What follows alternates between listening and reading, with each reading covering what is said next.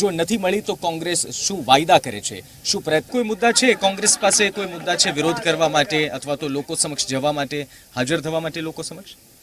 આમાં કેમ્પસ ડેવલપમેન્ટનો મુદ્દો છે. પહેલાં તો આ શિક્ષણધામ છે, એચ.એમ. પટેલ, સરદાર વલ્લભભાઈ પટેલ, ભાઈ કાકાની આ ધરતી છે. અહીંયા આગળ પૂના જેવી આપણે વાત કરીએ અને સરસ સિટીની વાત કરીએ, વિકાસની વાત કરીએ, કેમ્પસ હોવું જોઈએ, બસ સ્ટેન્ડ મુખ્ય માર્ગ પર હોવું જોઈએ. એના સિવાય જે ટેક્સીસની વાત હોય યા સુવિધાઓની વાત હોય યા બસ સ્ટોપની વાત હોય તો એ જગ્યા પર એક કેમ્પસ ડેવલપમેન્ટ થવું જોઈએ. આ સિટીને હું તો એવું કહું છું કે સરકાર જો આટલું સરસ કામ કરતી હોય, નગરપાલિકા બિનહરીફ આટલા વર્ષોથી ચૂંટાતી હોય તો સી ગ્રેડમાં મૂકો, ડી ગ્રેડ, એને અપગ્રેડ કરવું જોઈએ, વસ્તી પ્રમાણે નહીં, વિકાસ પ્રમાણે એને ગાથા કરવી જોઈએ.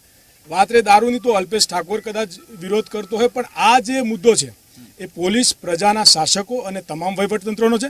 સાથે મળીને આ બધું આપણે ખરેખર બંધ કરવી જોઈએ, કારણ કે આ બાબતે જો આપણે ટિપ્પણી કરીશું તો આવનારી પેઢી ખરેખર ન્યુસન્સ બાજુ, વિદ્યાનું ધામ કલંકિત થાય છે. નગરપાલિકા આ બાબતે પણ સૂચવવું જોઈએ અને કોંગ્રેસ પણ કટિબદ્ધતાથી આ મુદ્દાઓ પર આગળ લડશે. કેટલા વર્ષથી આપ પ્રયત્ન કરી રહ્યા છો? વિધાનસભામાં તો નો ડાઉટ સફળતા મળી, આપના રાષ્ટ્રીય નેતાઓએ પ્રયત્ન કર્યા અને એની સફળતા મળી. નગરપાલિકામાં શું કામ જીત નથી મળતી? શું એવા કારણો છે? કોંગ્રેસ પાસે શું લોકો નથી, ઉમેદવારો નથી? પહેલી વાત તો હું કહું કે આ વિદ્યાનગરની જે વ્યૂહરચના છે એ સમજવાની જરૂર છે. એની પહેલાં જ્યારે અપક્ષ ઉમેદવારની પેનલ પડતી ત્યારે કોંગ્રેસના ભૂરાભાઈ આ જ રીતે આટલા જ વર્ષો સુધી તમામ પેનલ બિલની પાવતી હતી. એ પછી ભાજપની પેનલ પણ અપક્ષમાં જ લડી છે, એના પછી એ લોકો મેન્ડેટ લાયા. એટલે આ જે વિદ્યાનગર છે શિક્ષિત વર્ગ છે, એ લોકો પેનલ, વ્યક્તિગત આ બધું જોઈ અને પરિવર્તન કરતા હોય છે. આમાં કોઈ પક્ષનો ક્યાંય રોલ હોતો નથી. એટલે 30 આગળ પણ 15 વર્ષ સુધી કોંગ્રેસનું શાસન હતું નગરપાલિકામાં, પૂરેપૂરી પેનલ આવતી હતી, સિંગલ માણસ જીતતો નતો. એ જ રીતે પહેલા બધા અપક્ષ લડતા હતા, મારી જો બધી માહિતી છે, પછી કહું કાકા. એટલે એ જ રીતે આ રીતે મેન્ડેટ, હવે કોંગ્રેસ પણ નવું પરિવર્તન, નવા યુવાનો સાથે મેન્ડેટ પર આવી છે. પરિવર્તન 100% આવશે.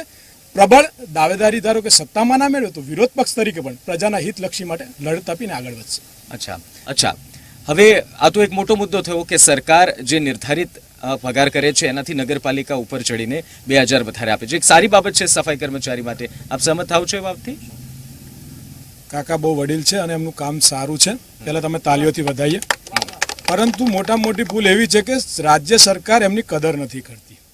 જો રાજ્ય સરકાર ભાજપની આ વિરોધ, આ આંદોલન આ સરકાર સામે છે, વ્યક્તિ સામે નથી. કાયમી કરવા જોઈએ કર્મચારીઓને. આમને કીધું કે અમે આગળ રજૂઆત કરી છે. તો નગરપાલિકા આટલી સત્તા હોય બહુમતી, તો સરકાર કેમ નથી સાંભળતી? સરકાર અને નગરપાલિકા વચ્ચે મતભેદો છે યા સરકાર જોવા નથી માંગતી.